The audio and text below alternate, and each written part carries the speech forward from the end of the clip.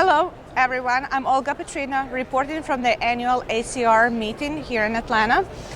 Today I would like to talk about the abstract number 301, which speaks about PANLAR recommendations on use of imaging studies in gout. So there's a lot being told about guiding our treatment based on serum uric acid, but there is not really a clear recommendations how we could use imaging modalities in monitoring and guiding treatment of gout patients.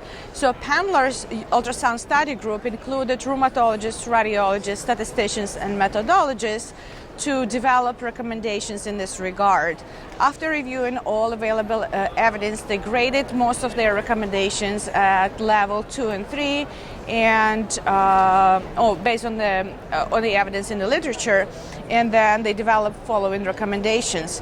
Recommendation number 1 is that we can use ultrasound to detect the elementary deposits in the joints, and we could use dual energy CT scan to detect monosodium urate crystals in patients with gout.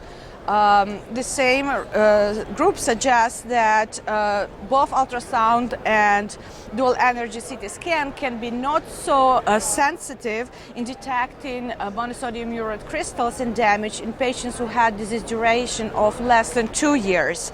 But is very specific, so that justifies the use of those modalities.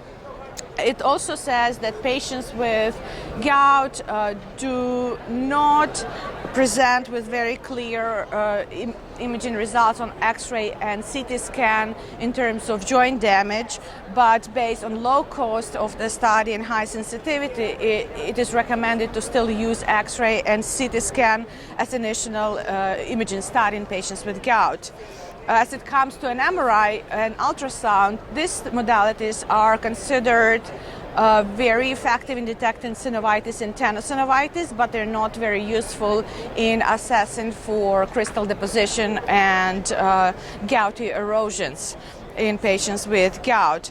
And also there is no sufficient evidence to support using these modalities in guiding treatment choices or in monitoring patients over time, and it says it's best to use these modalities for initial diagnosis only, although they can be used as a complementary monitoring techniques in most of the cases. If you would like to learn more, you can read about this more on RheumNow and also continue following us online. Thank you and have a nice day.